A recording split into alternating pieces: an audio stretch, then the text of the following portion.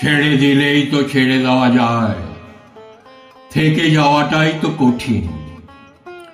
এক একটা বছর যাচ্ছে, এক একটা করে কাছের মানুষ কমে যাচ্ছে জীবন থেকে।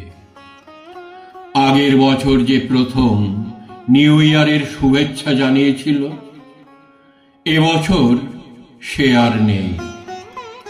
কেউ বা নিজের ইচ্ছে সরে গেছে লক্ষ যোজন দূরে, কেউ যেতে বাধ্য হয়েছে অনিচ্ছা সত্ত্বেও, জীবন বাধ্য করেছে তাকে। স্বামী, সন্তান, সাজানো গোছানো ফ্ল্যাট, আলমারি ভর্তি sari, skirt, kurti, matching jewellery, নিজের হাতে কেনা জলের বোতল, টিফিন বক্স, রান্নাঘরের গ্যাস ওভেন মোছার নেতা, ঘরের জানালায় রাখা যত্নে বড় করা অ্যালোভেরা গাছ, সব ছেড়ে চলে যেতে হবে। মনে আছে যখন বাবা বেঁচে ছিলেন, তখন সন্ধ্যায় অফিস থেকে ফিরে কিছুক্ষণ বাবার কাছে বসে যখন উঠে চলে আসতাম, তখন বাবা বলতেন, আর একটু বস না, আর চেয়ে থাকতেন আমার চলে যাওয়ার দিকে। ওই নির্বাক চোখে আকুতি থাকত আর একটু বসার জন্যে। বিরক্ত হতাম, ব্যস্ত হয়ে পড়তাম অন্য সব দরকারি বা অদরকারি কাজে। আজ এই সময়ে দাঁড়িয়ে কি ভীষণভাবে ইচ্ছে করে বাবার গলাটা একবার শুনতে। এমনিতেই দূরত্ব তৈরি হয় নিয়ম, প্রকৃতিগতভাবেই হয়তো মানুষের মধ্যে এই প্রবণতা আছে।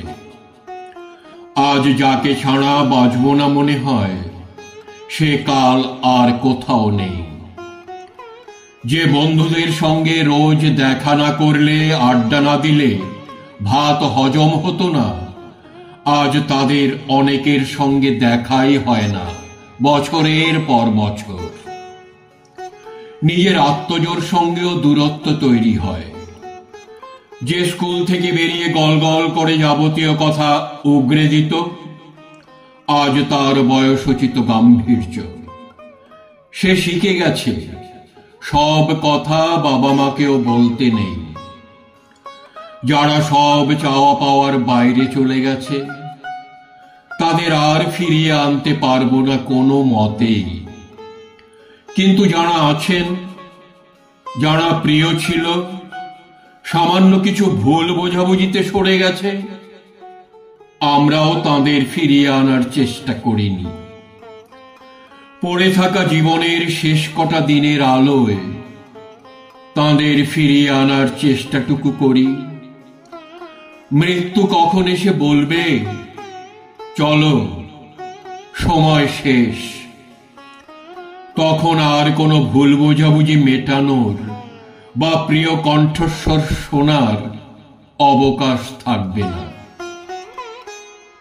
যে কদিন আছি আমরা, গল্পে, ভালোবাসায়, উদারতায়, সহানুভূতিতে, দল বেঁধে ভ্রমণে ভালো থাকার চেষ্টা করি সকলে মিলে। ছেড়ে দিলেই তো ছেড়ে দেওয়া যায়, থেকে যাওয়াটাই তো কঠিন।